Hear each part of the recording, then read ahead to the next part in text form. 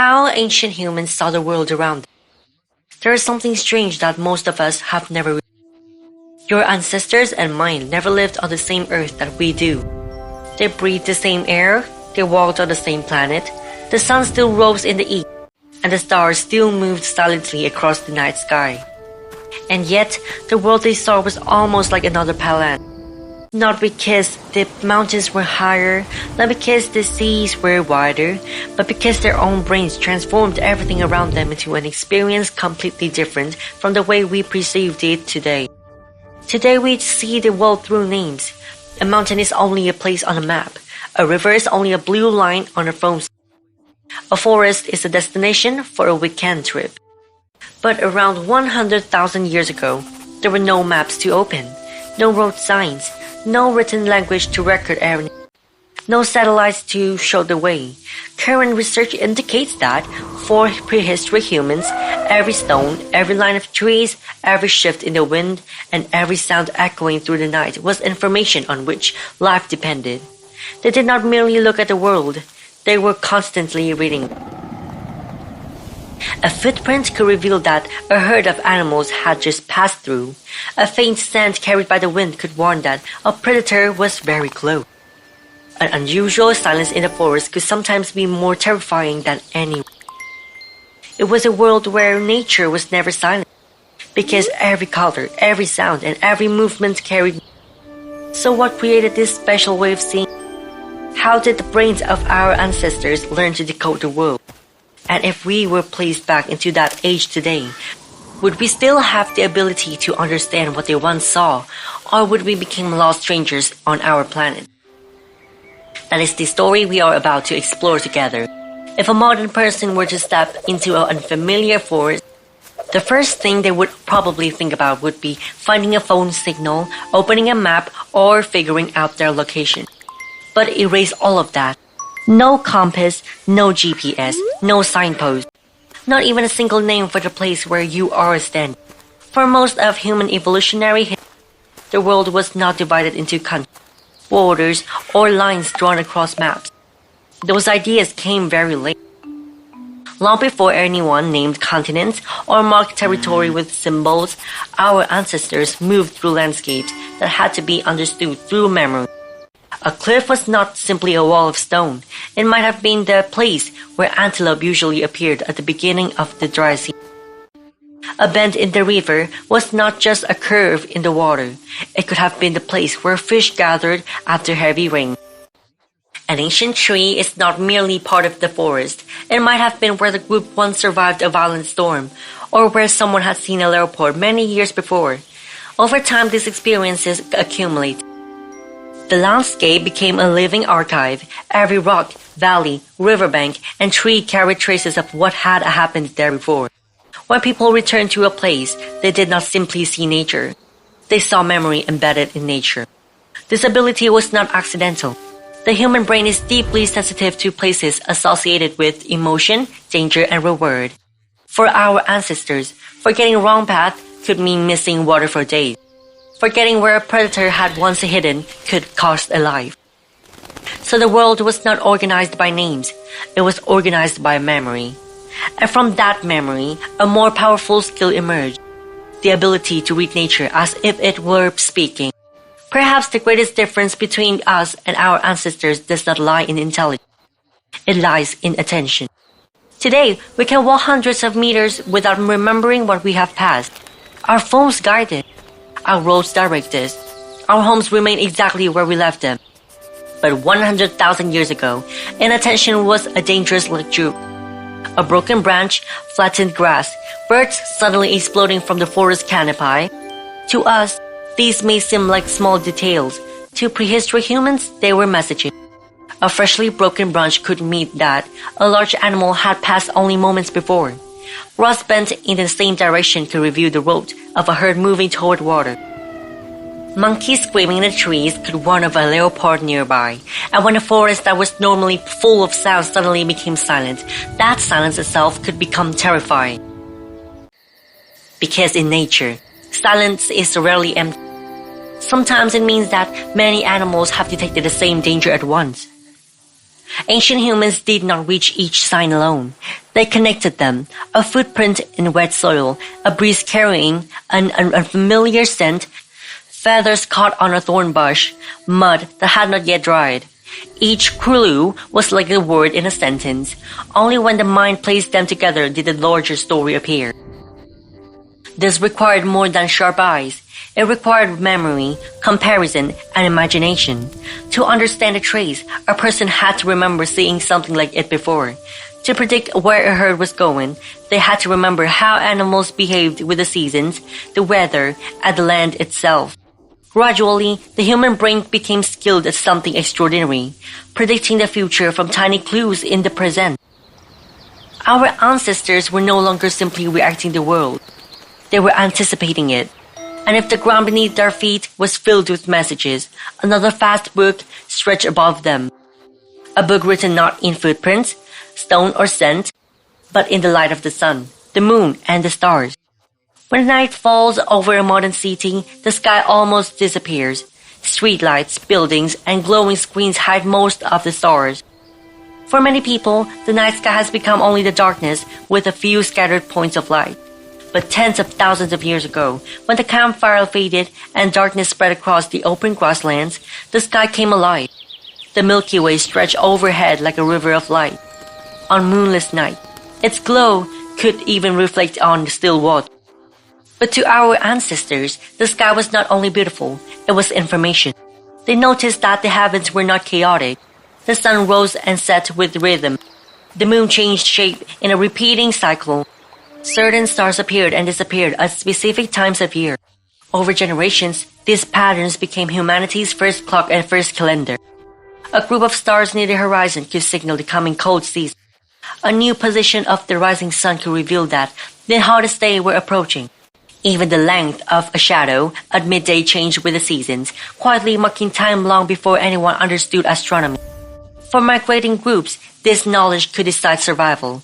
Arrive at a water source too early, and the animals might not be there yet. Arrive too late, and the hunting opportunity could already be gone. To understand the sky was to understand the rhythm of life on the ground. Our ancestors did not separate the heavens from the earth. When stars shifted, herds changed routes. When the moon grew full, tides changed. When seasonal winds arrived, trees, birds, animals, and humans all had to adapt. The world was not a collection of separate things. It was a vast network of patterns.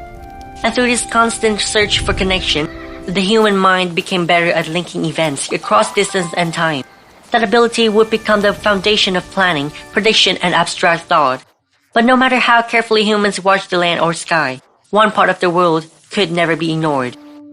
The other living creatures who shared the planet with them. Every animal was the source of information. Today when we see a deer, we may admire its beauty or stop to take a photograph. But to a prehistoric hunter, a deer was never simply a deer. The first questions were immediate. Was it calm or alert? Had it just arrived, or was it preparing to leave? Was it feeding peacefully or constantly lifting its head to scan the landscape? Those subtle behaviors often reveal dangers that human senses could not yet detect. Many animals perceive sounds, scents, and movements far better than we do. By watching them carefully, ancient humans effectively borrowed the senses of the entire ecosystem. A herd of deer suddenly running could signal a predator moving through the forest. Birds exploding into flight might reveal an unseen disturbance. Hyenas appearing earlier than usual could suggest that a large carcass lay nearby. Informations did not always come directly. Much of it arrived through the reactions of other species. Our ancestors therefore learned not only to understand individual animals, but also the relationships between them. If grazing animals become scarce, perhaps water was disappearing. If predators became more common, perhaps large herds had entered the region. If migratory birds changed their arrival time, perhaps the climate itself was shifting. Every species formed part of a much larger web. A change in one place often echoed throughout the entire ecosystem. Today, scientists describe this perspective as ecosystem thinking. For prehistoric humans, it was simply the knowledge required to stay alive. By constantly tracking these interconnected relationships, the human brain became increasingly skilled at recognizing cause and effect rather than isolated. Gradually, another realization emerged. Humans were never separate from nature. They had always been one thread within this vast. Yet even if our ancestors understood animals, forest, and the sky, one force remained impossible to control: the earth itself. We often imagine mountains, rivers, and forests as permanent. But over thousands of years, the planet has never stopped changing. Throughout the Ice Age, climates shifted again and again. Glaciers advanced and retreated. Grasslands expanded before giving way to forests. Forests later opened into plains. Dry landscape became fertile before returning to drought centuries later. These transformations were too slow to notice within a single lifetime. Yet across generations, they became part of humanity's collective memory. An elder might remember a valley where herds always gathered. A grandchild could grow up to discover that the river had changed course and the animals no longer returned. This was not unusual. It was simply the rhythm of a living planet. Ancient communities learned to recognize these gradual transformations through subtle signs. Trees flowering earlier, snow lingering for shorter periods, birds arriving later than before. Each change appeared insignificant on its own. Together, they revealed that the entire environment was shifting. Recognizing slow environmental change was every bit as important as spotting a predator hidden in the bush. One danger threatened minutes, the other threatened generations. That is why our ancestors remembered not only places but also seasons. They knew when the fruit would ripen, when fish would migrate upstream, when seasonal winds would change, when familiar lands could no longer support life. The world they inhabited was never static. It breathed. Each season was another breath. Each generation added new observations to those passed down by generations before. Remarkably, almost none of this knowledge was written down. There were no books, no libraries, no maps. Everything existed inside human minds. Elders taught the young. The young tested what they learned through experience. Then they carried that knowledge forward. This became one of the humanity's greatest evolutionary advantages. Each generation inherited not only genes but also thoughts of years of accumulated experience. It was an invisible inheritance, far more valuable than any single tool. A spear could break, an axe could be lost, but understanding nature's patterns could preserve an entire community. As this shared knowledge continued to grow, the human brain developed an even more remarkable ability. It no longer simply remembered this world, it began imagining it. A footprint no longer represented only a mark in the ground. It represented an unseen animal, its direction, its speed, its size, perhaps even where it would appear hours later. None of that information actually existed before the eye. The brain created it. This marked one of the greatest advances in human cognition. Our ancestors no longer reacted only to what they could see. They constructed invisible models of reality. Dark clouds became predictions of a coming rain. Birds changing direction hinted at shifting weather. An unusually silent forest warned of hidden danger. The mind continuously searched for connection. A long rainy, abundant food, more surviving children, a stronger community. Through countless observations, humans discovered that the world followed patterns rather than random. That realization transformed everything. If a herd could be predicted, a hunt could be planned. If the next season could be imagined, preparations could begin months in advance. If something had never existed before first be imagined, it could eventually be created. For perhaps the first time, humans no longer lived only in the present. They began living in the future.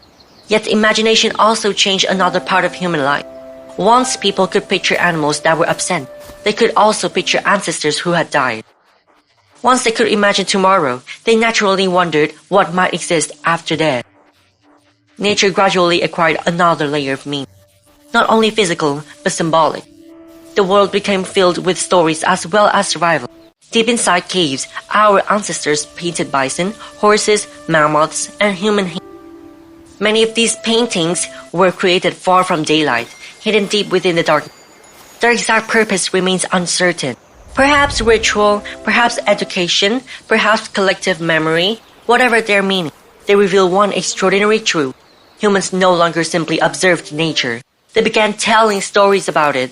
Animals continued to exist on the plains, but they also lived in memory, in images, in language, and ultimately in culture. This changed the transmission of knowledge forever.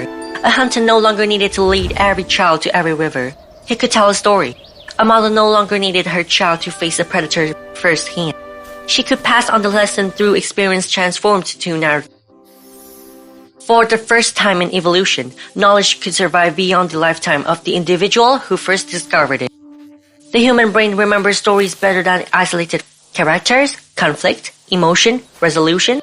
These remain with us long after simple instructions are forgotten. Perhaps that is why every civilization eventually developed myths. They were never only entertainment. They were memory encoded into narrative. Mountains became ancestral story. Rivers became tribal origins. Birds announced the changing season. Whether literally true or not, these stories preserved essential knowledge across generations. The world was now understood not only through sight, but through memory, language, belief, and shared meaning. Perhaps this is what truly separated humans from every other species. We do not live only inside nature. We also live inside the stories we create about it. Yet after exploring all of this, one final question will remain. If our ancestors truly saw the world different, has that way of seeing disappeared? Or does it still live quietly inside every human brain? Today our lives are surrounded by concrete, glass, artificial light, and glowing screens. We no longer study the sky to predict tomorrow's weather. We rarely follow footprints across the ground or listen to birds to judge whether danger is near, yet the brain inside our skulls was never designed for this modern world. It was shaped in forests, across open grasslands, beside rivers, beneath endless night skies. For hundreds of thousands of years, survival depended on paying attention. Modern neuroscience suggests that this ancient system is still very much alive. Our eyes instinctively detect movement. Our attention is drawn to unfamiliar faces. Unexpected sounds instantly capture our focus. A faint noise in the darkness can still make our hearts race before reason has time to intervene. We notice another person's gaze almost automatically. We sense subtle emotion changes in the faces around us. Many people even experience an unexpected feeling of calm when standing beside a river, looking across an open landscape, or walking through a quiet forest.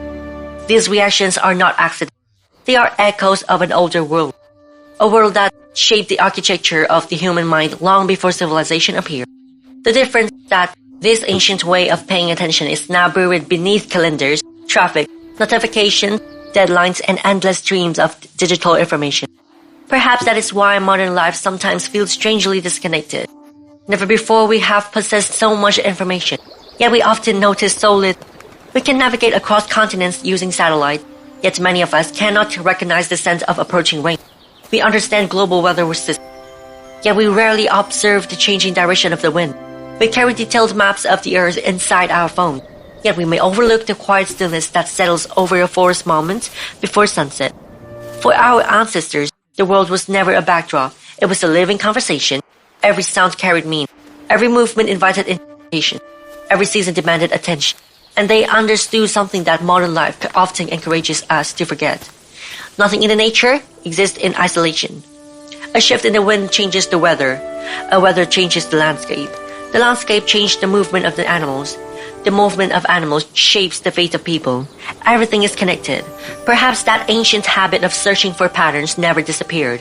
It simply found new forms. Scientists searching for hidden laws of the universe. Doctors connect symptoms to diagnose disease. Historians reconstruct civilizations from scattered fragments. Detectives assemble clues into stories. Even artificial intelligence recognizes patterns by connecting enormous amounts of information.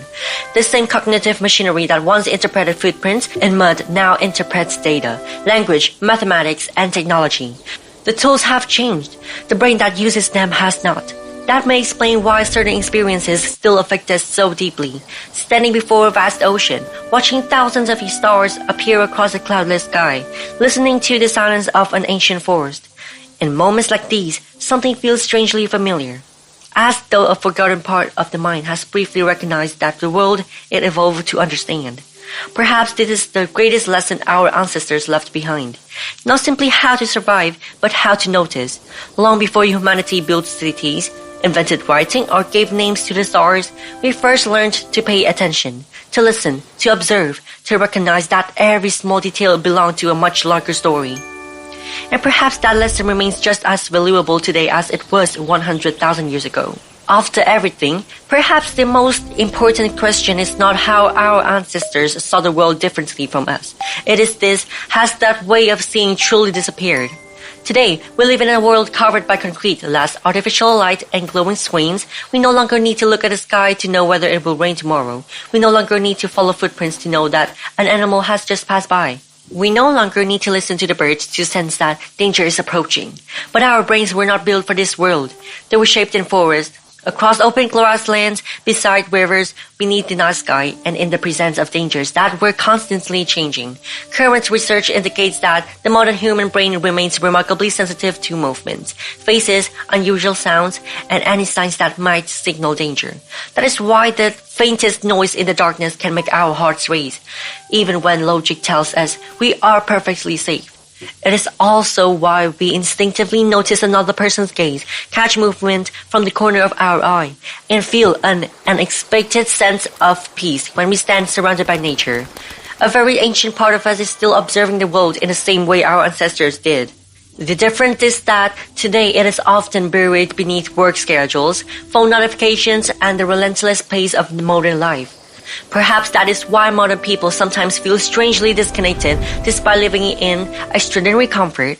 We know more than ever before, yet we notice less than ever before. We possess maps of the entire planet, yet we sometimes fail to recognize the scent of approaching rain, the changing direction of the wind, or the unique stillness that settles over a forest just before sunset. Our ancestors never saw the world as a backdrop. They saw it as a living presence. And perhaps the greatest lesson they left behind was not merely how to survive, but how to pay attention. Long before humans learned to write, to build cities, or to name the stars, we learned how to listen to this planet, not as beings standing outside of nature, but as small, fragile, and endlessly curious part of it. Perhaps the most astonishing realization after everything we have explored together is not that our ancestors saw more than we do, it is that they noticed more than we do. The world they inhabited was never divided into nature and humanity. It was never divided into science, art, or religion. Everything was connected. A single gust of wind could signal a change in the weather. A change in the weather could determine the migration route of a herd. The migration route of that herd could decide whether an entire community survived the coming winter. They understood that no detail was ever truly meaningless. And perhaps it was this way of seeing that quietly shaped the very brain we carry within us today.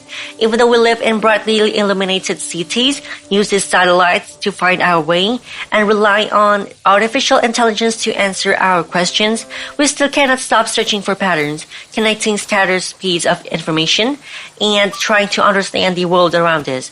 This is more than a habit. It is an inheritance passed down through hundreds of thousands of years of evolution. Perhaps that is why whenever we stand before a vast ocean, gaze up at the sky filled with stars, or walk into a silent forest, we still experience something that is almost impossible to put into words.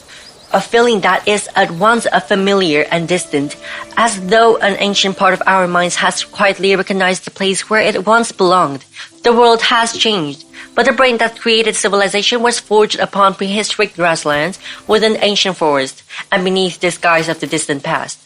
Perhaps that is why every time we try to understand how our ancestors saw the world, we also come to understand ourselves a little more deeply. Because in the end, the journey into past has never only been about searching for people who are gone. It is a journey to discover the origin of the very eyes through which we see the world today. If you had the opportunity to travel back in time and stand in the world of our ancestors hundreds of thousands of years ago, what do you think would amaze you the most?